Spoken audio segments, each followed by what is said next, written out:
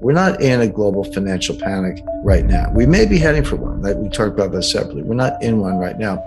We are in a recession. It looks the U.S. is definitely in a recession right now. We had 2 consecutive quarters of decline in GDP, first quarter, second quarter. Well, that's a recession. We'll see what third quarter is going to be, but it may be prolonged. It may get worse. Europe is in a recession based on the latest data. Japan is in a recession. China looks like they're in a recession. They reported their most recent growth figures of 0.4% for the second quarter, not 4%, but 0.4% versus compound growth of over 10% for about 30 years. And they lie. So if they're admitting 0.4, I have to believe that's negative. So we're really looking at a global recession. Now, a recession or even a depression, which it may turn into, is not the same as a financial panic. You can have panics without recessions. We saw that in 1998, 1987. You can have recessions without panics. We saw that in 1990 and 2020. Sometimes they do go together. 2008 was an example of both, a severe recession and a severe financial panic. But I would keep those separate because if we're not in a global financial panic, then we don't necessarily have dollar buying because of get me out of everything else. The dollar generally does rally in a financial panic. That's correct. And it does so because people want the best assets they can find. They're like, the best description I've ever heard of a financial panic is everybody wants his money back.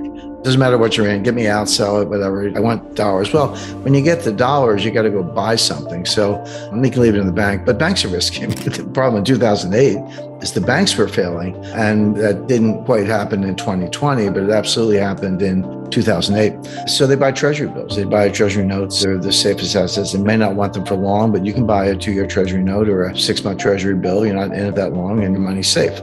So there is a demand for dollars somewhere around the world to buy that really good collateral because it looks like a safe haven relative to everything else that's falling apart. That's not exactly what's going on today, but it's related. But we are in a recession. Now, the recession should damp down the inflation. It hasn't yet. Inflation's high. There's no question about it. We see it in the data. You see it at the gas pump. You see it at the store. But that may trend a lot lower very quickly, but not for good reasons. In other words, you say, well, what's the Fed doing about inflation? Well, they really can't do anything about it. The inflation is coming from the supply side. Inflation can come from probably a lot of places, but 2 places in particular, supply side and the demand side.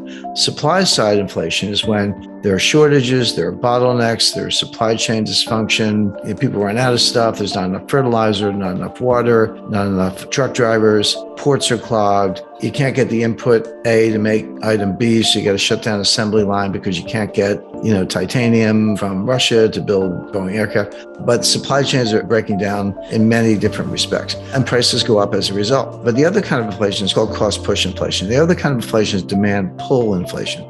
This is when consumers change their behavior. They get it in their heads like, hey, prices are going up, they're getting out of control, I better go out and buy that thing, And this is what we lived through in the 1970s, and I remember very well. If you were going to buy a refrigerator, a new car, a dishwasher, whatever, you'd say to yourself, I better go buy it today, because if I wait 3 months, it's going to be higher, or 6 months, it's going to be a lot higher. So, of course, that just pulls demand forward and creates excess demand relative to supply, and then prices do go up, and it feeds on itself. Next thing you know, bosses are handing out raises because of inflation, people just spend more, etc. The Fed can do something about demand pull inflation. They can destroy demand by raising interest rates, raising mortgage rates, credit card rates, and everything else. They can't do anything about supply inflation, supply chain inflation, cost push inflation. They can't do anything about it. The Fed doesn't drill for oil. The Fed doesn't drive a truck. The Fed doesn't run a cargo line. The Fed doesn't mine, titanium in Russia. They can't do anything about any of those things. Inflation means prices are going up. But if they're going up for that reason, 2 things are true. 1, the Fed can't do anything about it. 2, it will probably run its own course in the sense that, if prices go higher, there's going to be a lot less discretionary income. You still got to put gas in your car, and you still got to put food on the table. If those 2 things have doubled in price, and they have, then you have that much less left over for everything else. You'll say, well, I'm going to skip the vacation, skip the concert, skip the restaurant, a lot of things, new furniture. I'm not going to buy any of those things because all my money is going to buy gas and food. So you still get the gas and food, but not more. You just pay more. And the value of your dollar goes down, real wages go down, and you're not spending money on anything else. That'll put the economy in a recession real fast. That's happening. I mean, we're in a recession. I already said that, but it will get worse. Now, here comes the Fed, right?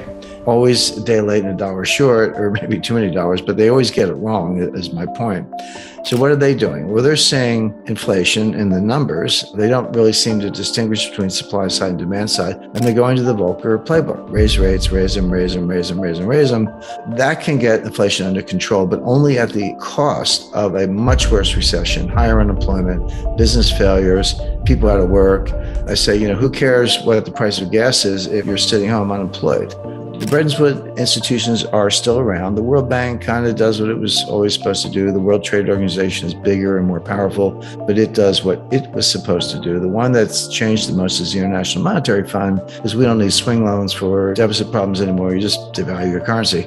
But they do make loans. Usually they're highly political, highly selective, and they do kind of work around the edges of global financial crises, but that really falls back on the Fed and the other central banks.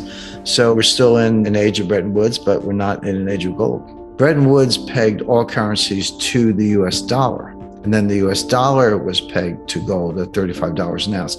Now, by extension or, transitive law, if you want to use some sixth grade math, yeah, you were kind of pegged to gold because you were pegged to the dollar and the dollar was pegged to gold. But technically, you were pegged to the dollar. That made the dollar the kind of global hegemonic currency, if you will, but also left the UK extremely vulnerable because they had issued a lot of sterling, pound sterling notes denominated sterling to the Commonwealth countries, Australia, Canada, India at the time was still part of the British Empire, etc. They were technically redeemable into gold, but there's no way that the UK had that much gold. It wasn't even close. But by diminishing the role of sterling and elevating the role of the dollar, highlighting sterling's vulnerability to a run on gold, exacerbated economic tensions with everybody, including Canada, Australia, and a lot of the African members of the Commonwealth. But coming out of it, you did have a world where the only currency pegged to gold was the dollar and everybody else was pegged to the dollar. Now, why did they do it that way?